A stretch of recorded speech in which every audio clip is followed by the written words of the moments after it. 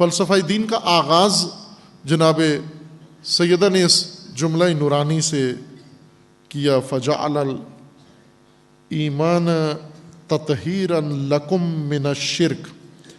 خداوند تبارک و تعالیٰ نے ایمان کو تمہاری تطہیر کے لیے مقرر فرمایا ہے۔ کس سے؟ شرک سے، تاکہ شرک سے تمہیں پاک کر دیا جائے ایمان کے ذریعے۔ وَالصَّلَاةَ تَنزِيهًا لَكُم مِّنَ الْكِبْرِ، پھر ایک ایک کر کے آگے احکام اور دین کے اہم معارف اور اصول بیان فرما کے اور ان کی حکمت ذکر فرمائی ہے۔ لیکن یہ بہت اہم مطلب جو آغاز فلسفہ دین میں ذکر فرمایا کہ اللہ نے ایمان کو تمہاری تطہیر کے لیے مقرر فرمایا ہے۔ فجعلا، قرار دیا اللہ نے ایمان کو تمہارے لیے تطہیر، من الشرک، تمہیں شرک سے پاک کرنے کے لیے خدا نے ایمان مقرر کیا ہے۔ یہاں ہمیں تھوڑا سا رکنا پڑے گا، وقفہ کرنا پڑے گا جناب سیدہ کے کلام کی گہرائی کو سمجھنے کے لیے۔ ہر چند ہم نے ایمان و شرک اور کفر و شرک کے الفاظ بہت سنے ہیں، بہت دفعہ تکرار بھی کیا ہے، اور یہ ان مقررات میں سے ہے۔ کثرت تکرار کی بنا پر آج یہ الفاظ جب ادا ہوتے ہیں، شرک و کفر و ایمان، تو کمتر ذہن میں کسی کے کوئی خاص معنی آتا ہے، چونکہ کثرت تکرار سے معانی عموماً غائب ہو جاتے ہیں۔ جس طرح ہم بہت ساری چیزیں ہیں جو روزانہ تکرار کرتے ہیں، جیسے سلام کہتے ہیں ایک دوسرے کو، اور جب سلام کہتے ہیں تو بالکل سرے سے معنی کی طرف توجہ نہیں ہوتی۔ سلام علیکم کہتے ہیں، اور یہ فقط ایک تکلفاتی جملے کے طور پر کہتے ہیں کہ اگلا ناراض نہ ہو جائے، اور جو جس کو سلام نہ کرے وہ برا مانتا ہے کہ آپ نے مجھے سلام نہیں کیا، یعنی میرا احترام نہیں کیا آپ نے۔ اس جملے کے معنی کی طرف توجہ نہیں ہے، کثرت تکرار کی وجہ سے معنی غائب ہو گیا ہے۔ یہ دعا ہے، ملتے ہی ایک دوسرے کو دعا دیں، سلام علیکم، آگے سے سارے لا دیتے ہیں۔ آپ کہتے ہیں السلام علیکم، وہ کہتے ہیں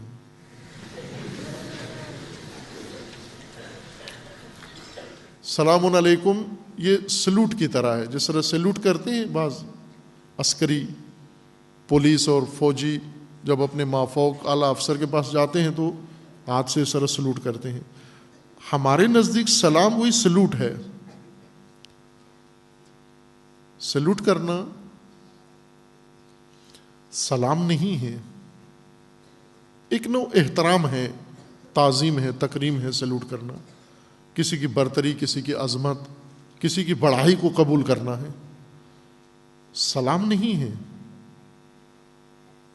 بعض سلام کرتے ہوئے باقاعدہ ہاتھ اٹھاتے بھی ہیں۔ ابھی یہ ترانہ جو پڑھتے ہیں ہمارے عزیزان، تو یہ بھی باقاعدہ ساتھ سلوٹ بھی کرتے ہیں، اسی وجہ سے کہ سلام کا مطلب ہی سلوٹ ہوتا ہے۔ سلوٹ سلام نہیں ہے، سلام دعا ہے۔ آپ پر سلامتی ہو، اللہ آپ کو سلامت رکھے، اللہ آپ کو سلامتی عطا کرے، بہت بنیادی اساسی دعا ہے۔ نیت کے ساتھ کیا کریں، غور کے ساتھ، اور جواب دیا کریں وعلیکم السلام، یا اسی جیسا جواب دیں۔ اگر انہوں نے کہا السلام علیکم، آپ اسی مثل کو جواب دیں، السلام علیکم بھی کہہ سکتے ہیں، وعلیکم السلام بھی کہہ سکتے ہیں۔ احسن منہ، اس سے بہتر سلام آپ بھی کہہ سکتے ہیں۔ وبرکاتہ بھی کہہ دیں، برکتیں بھی ہوں اللہ کی آپ کے اوپر۔ ایمان، کفر، شرک کثرت استعمال کی وجہ سے بلا معنی الفاظ بن گئے ہیں، اور ان کے اوپر کوئی حساسیت نہیں ہے۔ مومن، کافر، مشرک، منافق، یہ اس طرح سے جیسے ہمارے معاشرے کے اندر ذاتیں ہیں، بہت ساری ذاتیں ہم نے خود سے بنا لی ہیں۔ سادات کی کئی اندر قسمیں ہو گئی ہیں، سادات، حسینی سادات، زیدی سادات، یہ نسلیں بن گئیں، قسمیں بن گئی ہیں، ان کی نسب تھا، ذات بن گئی ہے۔ اسی طرح غیر سادات، ان کے اندر بھی مختلف قسمیں ہیں،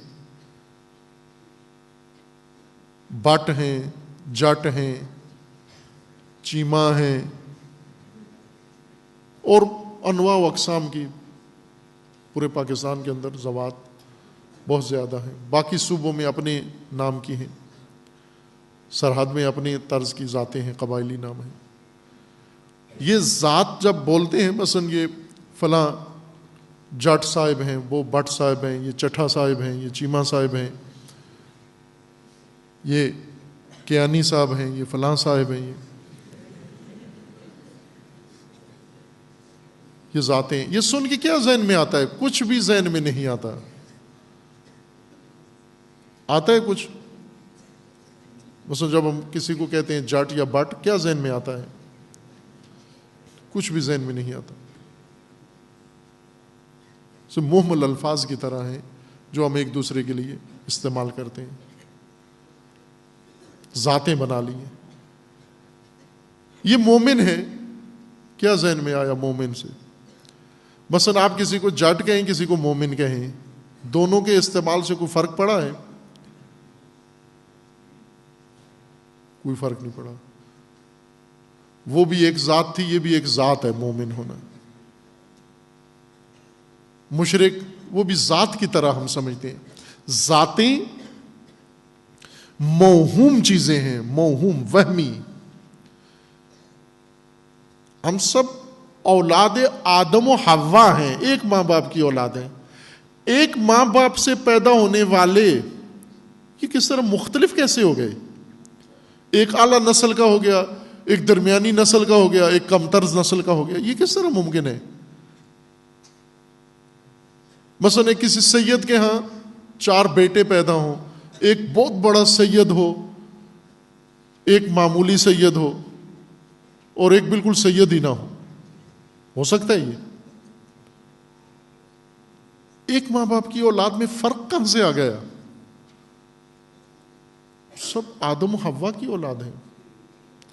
آدم و حوا کی اولاد کی ذاتیں نہیں ہیں، ذاتوں کی بنیاد پر ان کے اندر برتری نہیں ہے، ذاتوں کی بنیاد پر ان کے اندر کہتری نہیں ہے۔ ذاتیں بلے قبائل ہیں، شعوب ہیں، تعارف کے لیے، پہچان کے لیے، شناختی کارڈ کے لیے، چونکہ کثرت سے زمین بھر جائے گی اولاد آدم سے، اور اولاد آدم چہرے مورے میں ایک جیسے ہیں، پہچاننے کے لیے کہ یہ جس طرح ایک افریقہ میں جانا ہوا، وہاں اس مومن کو کہا کہ آپ سب ایک جیسے ہمیں لگتے ہو افریقن، تو اس نے کہا کہ آپ بھی ایک جیسے ہمیں لگتے ہیں سارے۔ ہم آپس میں ایک دوسرے کو ایک جیسے نہیں لگتے، پہچان لیتے ہیں، لیکن وہ جب پیلے رنگ کے دیکھتے ہیں لوگ تو وہ سمجھتے ہیں یہ ایک جیسے ہی ہیں، اس کو لے گئے یا اسی کو دوبارہ لے آئے ہیں۔ جس طرح ہمیں سیاہ فام ایک جیسے لگتے ہیں، یا چائنیز ہمیں ایک جیسے لگتے ہیں، ہم بھی انہیں ایک جیسے لگتے ہیں کہ یہ مشابہ ہیں، ملتے جلتے ہیں، پہچاننے کے لیے، تاکہ گم نہ ہو جائیں، اشتباہ نہ ہو جائے، کسی کی چیز کسی کو نہ مل جائے، کسی کا حق کسی اور کو نہ مل جائے۔ اس لیے یہ قبائل و شعوب بنائے ہیں لتعارفوا، پہچان کے لیے فقط۔ تمہاری آئیڈینٹی بنائی ہے، ذات نہیں بنائی، کاسٹ نہیں بنائی۔ ایک ذات ہو تمہاری، کیا؟ انسانیت، آدمیت، اولاد آدم ہو تم۔ آدمیت ذات ہے تمہاری، انسانیت ذات ہے تمہاری، اس میں اور کچھ بھی شامل نہ کرو۔ یہ سارے موہوم تقسیم ہیں، وہمی، ہم نے اپنے ذہنوں سے بنا لیے اپنے لیے، اور پھر اسی میں اپنے درجے بھی بنا لیے، طبقات بھی بنا لیے، برتری اور کہتری بھی بنا لی، کوئی بڑھیا ذات کا ہو گیا، کوئی گھٹیا ذات کا ہو گیا، سب ایک ذات کے ہیں آپ۔ پھر ایک دوسرے سے نفرتیں بھی شروع کر دیں، ایک دوسرے کے لیے اب تعلقات میں کتنا خیال رکھتے ہیں ذات کا. اگر کوئی سلام کرے تو پوچھیں کس ذات کے ہو. اگر وہی ذات ہو جس کا مثلا کوئی جس طرح جنگ کے اندر سیال رہتے ہیں, کشمیر کے اندر بٹ رہتے ہیں, پنجاب کے اندر جٹ رہتے ہیں. خوب اگر کوئی کسی کو سلام کرے, مثلا ایک جٹ دوسرے کو سلام کرے, وہ پہلے پوچھتا ہے کون ہو تم, وہ کہے میں بھی جٹ ہوں, کہتے ہیں السلام علیکم السلام. لیکن اگر وہ جواب میں کہتے نہیں میں تو بٹ ہوں, پھر جواب نہیں دیتے چونکہ ذات ایک نہیں. اور یہ رویے ہیں, یہ کر رہے ہیں یہ کام. میل جول رکھنا ہے, رشتہ داری بڑھانی ہے, قرابت دانی بڑھانی ہے, رشتوں کا لین دین ہے, باقاعدہ ذات پوچھتے ہیں کس ذات کیا ہے تمہاری. انسان سے ذات پوچھی جا رہی ہے, یعنی انسانیت سے ماورا کوئی اور کمال ہے وہ پوچھ رہے ہو کہ وہ اگر ہوئی تو آپ سے ملتا جلتا ہے.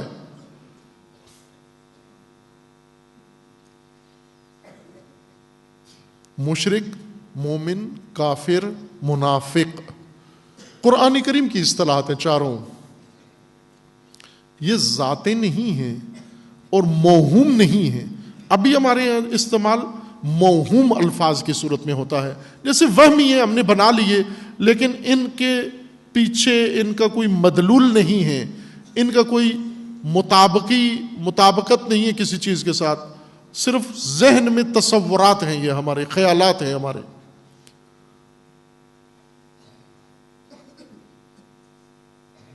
شرک و ایمان اپنے معانی کھو بیٹھے. عزیزان, شرک و ایمان علوم کے اندر بحث کی جاتی ہے, اور علوم ان کو ایک خاص جہت دے دیتے ہیں, رخ بنا دیتے ہیں. مثلا علم کلام میں اور بہت سارے علوم کے اندر شرک اور ایمان کی بار بار تفسیر آتی ہے. شرک کس کو کہتے ہیں, ایمان کس کو کہتے ہیں. علم تفسیر میں علماء جس آیت کے اندر مومن اور ایمان کا لفظ آ جائے تو ہلکی سی تفسیر کر دیتے ہیں, وہاں پر بعض مفصل کرتے ہیں. حدیث میں اگر مومن کا لفظ آ جائے, تفاسیر اور شارحین, مفسرین و شارحین وہاں پر ایمان و شرک کی تفسیر شروع کر دیتے ہیں. ان تفسیرات کے اندر جو شرک و ایمان کی گئی ہیں, شرک اور ایمان حالت ہے, دو حالتیں ہیں انسان کی. عام لوگوں کی زبان پر موہوم ہے, ذات ہیں. یہ جس طرح باقی ذاتیں ہیں اس طرح سے یہ ذاتیں ہیں.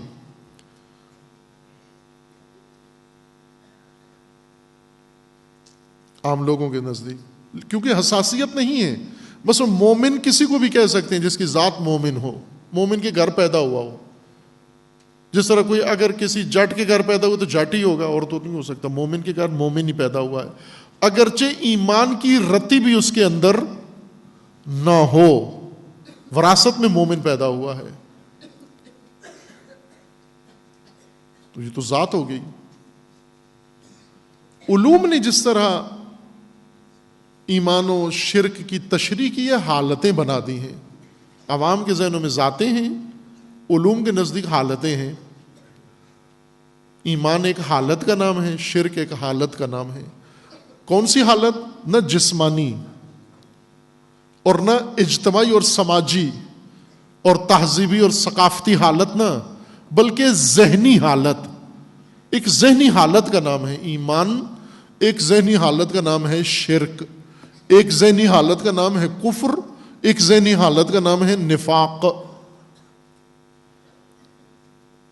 لیکن قرآن کے نزدیک نہ یہ موہوم عناوین ہیں, تصورات و خیالات جس طرح انسان نے اپنے لیے بنا رکھے ہیں, اور نہ ہی علوم کی تفسیر کے مطابق یہ حالات کا نام ہے. ایمان اور شرک ذہنی کیفیات کا نام نہیں ہے. ایمان اور شرک دراصل جہات ہیں, دراصل طریق ہیں. راستے ہیں اور ان راستوں کی جہات ہیں انسان کے لیے. دو راستے ہیں، ایمان کا راستہ اور شرک کا راستہ، اور دونوں کی جہتیں متعین ہیں، مختلف ہیں. ایمان ایک ایسا طریق ہے، راستہ ہے جو اپنے سالک کو، اپنے راہی کو ایک نقطے پہ پہنچاتا ہے یہ راستہ. اور شرک ایک اور راستہ ہے جس کی اپنی معین جہت ہے، اور یہ راستہ اپنے سالک کو، مشرک کو ایک اور نقطے پہ پہنچاتا ہے. یہ سلوک اور یہ راستہ اور یہ راہ اور یہ راہ روی اور راہ پیمائی زمینی نہیں ہے، جسمانی نہیں ہے. کوئی گلی خاص نہیں ہے جس کو ہم کہیں یہ ایمان کا راستہ ہے. اگر آپ مشرق کو منہ کر لیں تو ایمان کا راستہ ہے، مغرب کو منہ کر لیں تو ایمان کا راستہ نہیں ہے. نہ، لیس البر ان تولوا وجوہکم قبل المشرق والمغرب، رخ اپنے مشرق و مغرب کرنا یہ بر نہیں ہے، یہ ایمان و شرک نہیں ہے کہ جسمانی طور پر آپ کا رخ کدھر ہو، کن زمینوں پر آپ چلتے ہوں، کن زمینوں پر آپ حرکت کر رہے ہوں.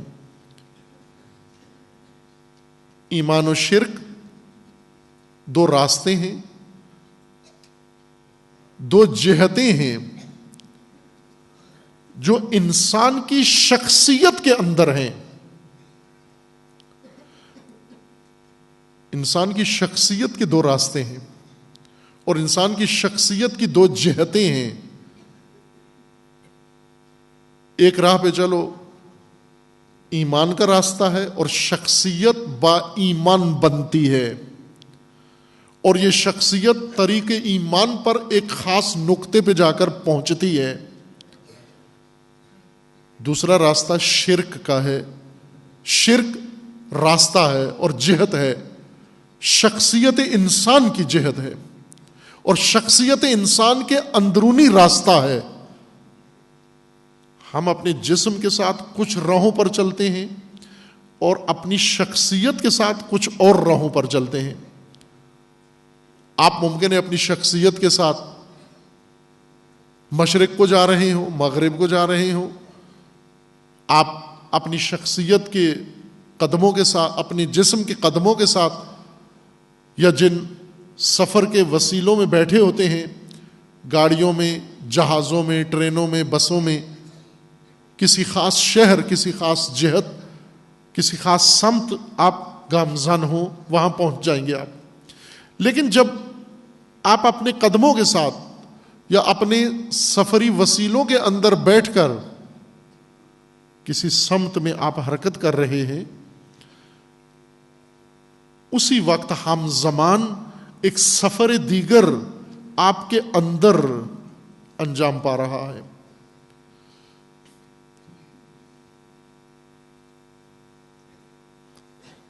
ہم ظاہری طور پر کہیں بھی جا رہے ہیں، آپ زیارات کے لیے جا رہے ہیں، حج کے لیے جا رہے ہیں، کسی رشتہ دار کو ملنے جا رہے ہیں، ایک شہر سے دوسرے شہر جا رہے ہیں، اپنے مدرسے میں جا رہے ہیں، اپنے اسکول میں جا رہے ہیں، کالج یونیورسٹی میں جا رہے ہیں، کسی اور علاقے میں جا رہے ہیں. یہ ایک سفر ہے آپ کا. اسی وقت ہم زمان جب آپ حج پہ جا رہے ہیں، بظاہر آپ کا رخ مکہ کی جانب ہے، باطن میں آپ کے، حقیقت میں آپ کے، شخصیت میں آپ کے ایک سفر دیگر اس سفر سے زیادہ تیزی کے ساتھ انجام پا رہا ہے. آپ جہاز پر بیٹھ کر بھی اگر جا رہے ہوں تو جہاز کی ایک سپیڈ ہے جو آپ کی شخصیت کے اندر انجام پانے والے سفر کی سرعت سے بہت کم ہے. آپ نوری رفتار کے ساتھ، گویا نور کی جو سپیڈ ہے اس سے زیادہ سفر یا سرعت کے ساتھ ایک سفر دیگر انجام دے رہے ہیں. وہ سفر یا ایمان کا سفر ہے یا شرک کا سفر ہے، کفر کا سفر ہے، نفاق کا سفر ہے. یعنی آپ کی شخصیت جادہ ایمان پر اور جہت ایمان کی طرف جا رہی ہے، یا آپ کی شخصیت جادہ شرک پر جہت شرک میں جا رہی ہے؟ اور دونوں راستوں میں کوئی مماثلت نہیں ہے، آپس میں تضاد ہے، مکمل تضاد ہے دونوں راستوں کے اندر۔ ایمان کسی رکن اور جز میں شرک کے ساتھ شریک نہیں ہے، اور شرک کسی رکن میں ایمان کے ساتھ شریک نہیں ہے۔ اصل میں انسان کی شخصیت ہے سفر ایمان طے کر رہی ہے اور سفر شرک طے کر رہی ہے۔ جیسا عرض کیا تھا آپ کی خدمت میں، جناب سیدہ کو بہت حساسیت ہے ان موضوعات کے اوپر جو ذکر فرما رہی ہیں فلسفہ دین کے اندر۔ آغاز فلسفہ دین کا یہ فرمایا فَجَعَلَ الْإِيمَانَ تَطْهِيرًا لَكُم مِّنَ الشِّرْكِ، اللہ نے شرک تمہارے اندر دھونے کے لیے اور تطہیر کے لیے، تمہاری شخصیت کے اندر سے پاکیزگی کے لیے ایمان مقرر کیا، تمہیں ایمان عطا کیا ہے۔ کیوں جناب سیدہ حساس ہیں شرک کے اوپر؟ چونکہ قرآن بہت حساس ہے شرک کے اوپر۔ جتنی حساسیت قرآن کریم کی شرک کے اوپر ہے، اتنی کسی اور چیز کے اوپر نہیں ہے۔ اصرار ہے اور حساس۔ قرآن کا اصرار ہے ایمان کے اوپر، اور قرآن حساس ہے شرک کے اوپر۔ اصرار اتنا ہے قرآن کا ایمان پر کہ ایمان کے علاوہ کوئی اور حالت، کوئی اور کیفیت، کوئی اور جہت، کوئی اور قدم، کوئی اور طریق انسان کے لیے جائز نہیں چھوڑا، روا نہیں رکھا، ایک قدم بھی ذرا برابر، منہ برابر گنجائش نہیں رکھی ایمان سے باہر، کہ آپ ایمان کے سفر میں، ایمان کے جادے سے اور ایمان کے طریق سے اتنے باہر ہو سکتے ہو، نہیں رکھی گنجائش۔ اتنا اصرار ہے، ایمان کے طریق پر رہو، وسط ایمان میں رہو، جادہ ایمان پہ رہو، تمہاری حرکت ایمانی حرکت ہو۔ اور حساس ہے قرآن شرک کے اوپر کہ خبردار مبادا اپنی اس سفر میں، اس حرکت میں ایک قدم شرک کے ساتھ اٹھا لیا تم نے، تباہی ہے و نابودی۔